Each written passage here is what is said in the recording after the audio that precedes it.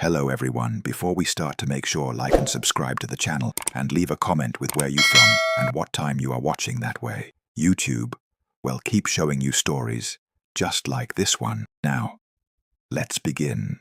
Intro. Soft wind rustling through pine trees. A crow caws in the distance.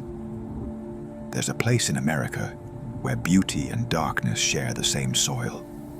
A place known for towering cliffs, crystal waterfalls, and a silence so deep it feels alive.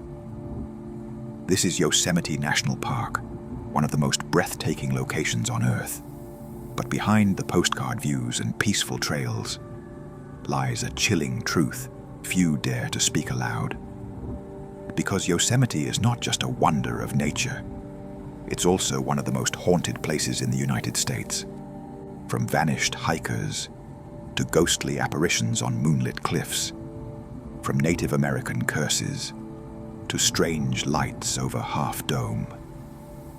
Tonight, we'll explore the shadows of Yosemite, where nature's beauty meets something far more sinister. Welcome to the dark side of Yosemite. Part 1. The Land Before Fear. Before Yosemite became a national park, it was home to the Ahwahneechee tribe, who lived here for centuries. They believed the valley was sacred, a gift from the spirits, but also a place of warning. Legend says the name Yosemite comes from a misheard word meaning those who kill.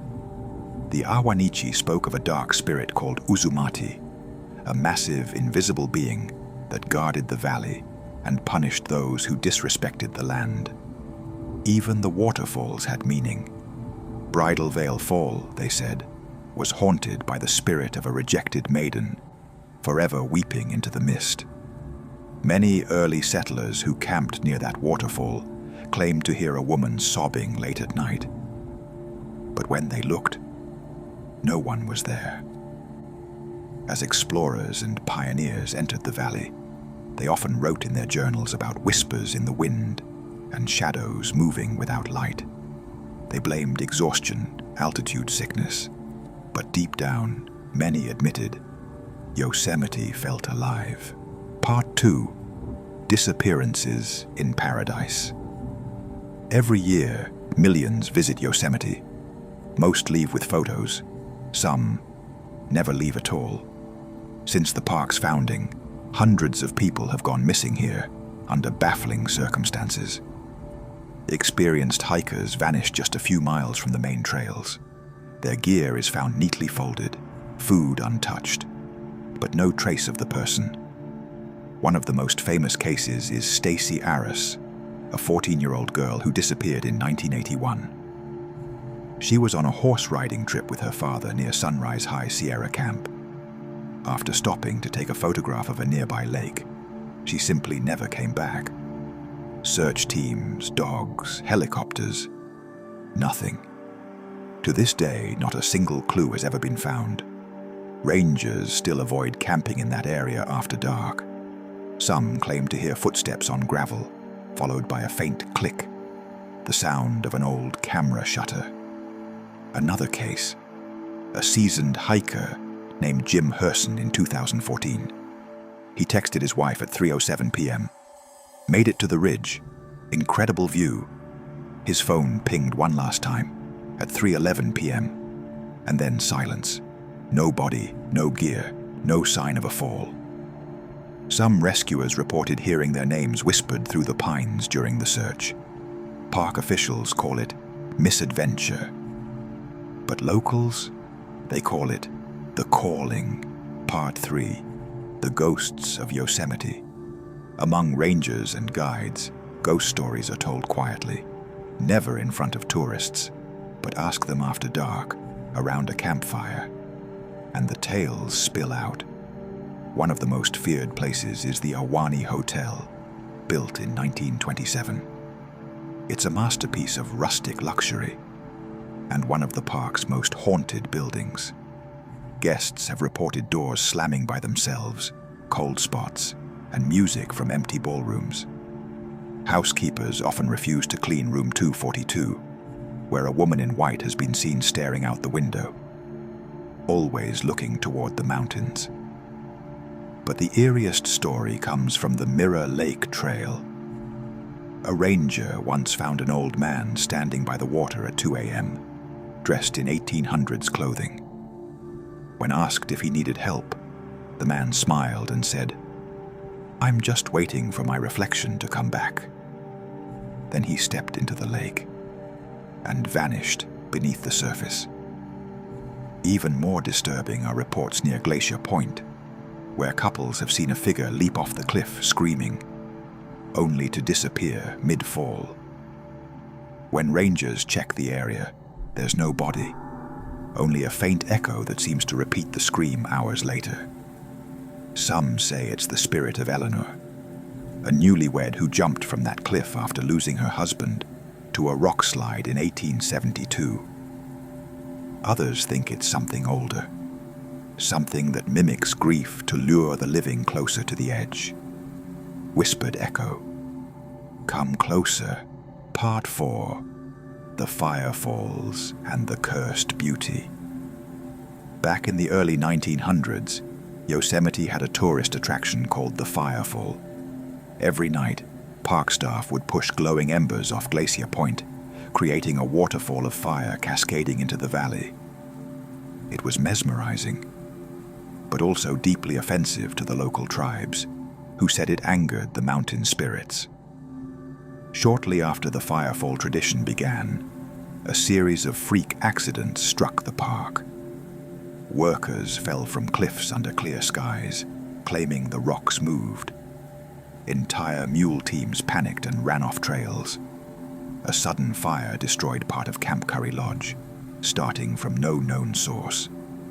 The Firefall was finally banned in 1968, officially for environmental reasons. But some say it was ended because too many workers saw something in the flames. One ranger described it as faces forming out of smoke, hundreds of them, watching us burn their mountain. Today, a natural firefall happens every February when sunset light hits Horsetail Fall, turning it blood red. Tourists cheer and take photos. But rangers say every year around that event, a few visitors go missing. Coincidence? Or a reminder that Yosemite never forgets? Part 5. Whispers from the valley floor. Deep inside Yosemite Valley lies an area most visitors never see, Devil's Gulch.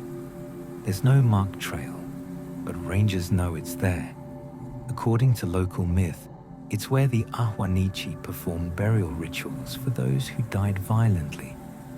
Modern hikers who wandered too far south of the Merced River sometimes report losing time, walking for hours, only to find they've circled back to the same spot.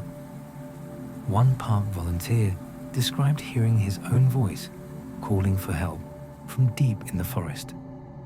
When rescue teams use radio scanners in that area, they often pick up static patterns that sound like breathing. In 2019, a photographer camping near the gulch captured something on video. A faint, glowing figure moving between the trees. Experts said it was lens flare. But when the footage was enhanced, the shape looked unmistakably human, and it appeared to be waving. No one knows what it wanted or what it was warning about. Part 6.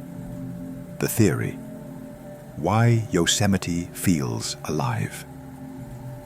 Geologists and scientists have tried to explain Yosemite's haunting through natural causes. The valley's granite walls create echo chambers, causing sounds to bounce for miles. Magnetic minerals can interfere with compasses and even human perception. And isolation, exhaustion, and dehydration can make travelers see things. But even skeptics admit something about Yosemite is different. Wildlife moves strangely. Electronics fail without reason. And visitors often describe a powerful feeling, not of being alone, but of being watched. Maybe it's just nature reminding us who's in charge. Or maybe the spirits of those who vanished here, never truly left. Outro.